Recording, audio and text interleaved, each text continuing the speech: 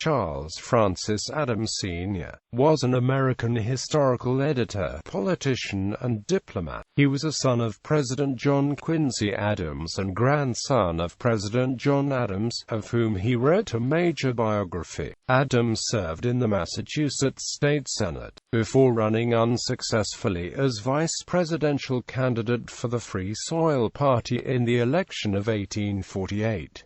During the Civil War, Adams served as the United States Minister to the United Kingdom under Abraham Lincoln, where he played a key role in keeping Britain neutral while Southern agents were trying to achieve official recognition of the Confederacy. That meant conducting dialogue with both sides and monitoring the British connection in the supply of commerce raiders. He became an overseer of Harvard University, and built Adams National Historical Park, a library in honor of his father in Quincy, Massachusetts. Early life. He was born in Boston and attended Boston Latin School and Harvard College, where he graduated in 1825. He then studied law with Daniel Webster and practiced in Boston. He wrote numerous reviews of works about American and British history for the North American Review. Charles Adams and his brothers, John and George, were all rivals for the same woman, their cousin, Mary Catherine Helen, who lived with the John Quincy Adams family after the death of her parents. In 1828, John married Mary Helen at a ceremony in the White House, and both Charles and George declined to attend. Adams was elected to the Massachusetts House of Representatives in 1841, served in the state Senate in 1844 and 1845, purchased and edited the journal Boston Whig in 1846,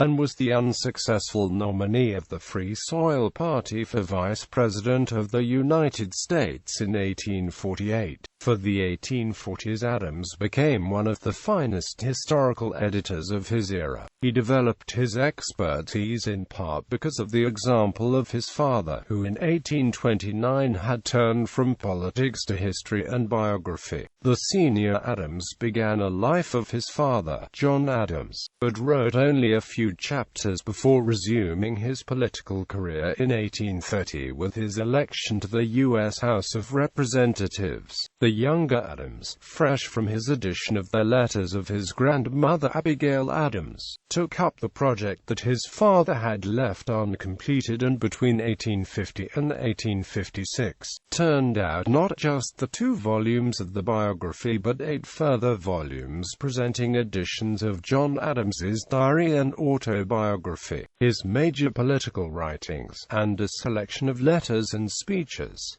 The edition, titled The Works of John Adams, Esq., Second President of the United States, was the only edition of John Adams's writings until the family donated the cache of Adams papers to the Massachusetts Historical Society in 1954, and authorized the creation of the Adams Papers Project. The modern project had published accurate scholarly editions of John Adams's diary and autobiography, several volumes of Adams family correspondence, 2 volumes on the portraits of John and Abigail Adams and John Quincy and Louisa Catherine Adams, and the early years of the diary of Charles Francis Adams, who published a revised edition of the biography in 1871. He was elected a Fellow of the American Academy of Arts and Sciences in 1857. Federal political career. As a Republican, Adams was elected to the United States House of Representatives in 1858, where he chaired the Committee on Manufactures.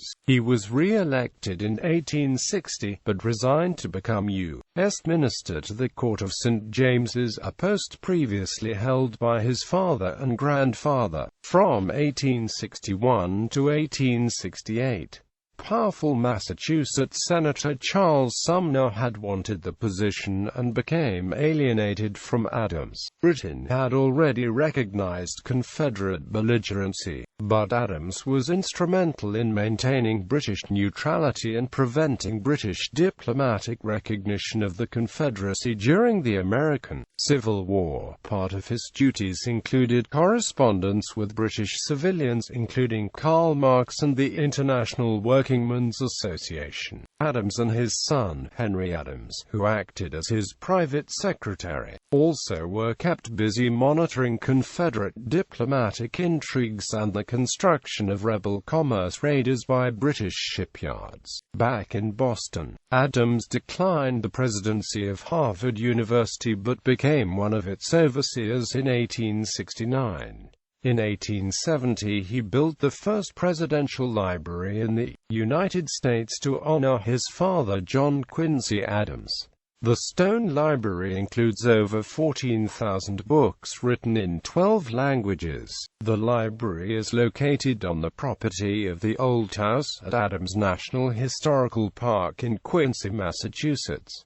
Adams served as U.S. arbiter on the 1871–72 International Commission to settle the Alabama claims that met in Geneva. He is considered one of the main contributors on this seminal work in forwarding the concept of world law through arbitration. During the 1876 Electoral College controversy, Adams sided with Democrat Samuel J. Tilden over Republican Rutherford B. Hayes for the presidency. Charles Francis Adams died in Boston on November 21, 1886 and was interred in Mount Wollaston Cemetery, Quincy. His children with Abigail Brown Brooks included Louisa Catherine Adams, married Charles Kuhn.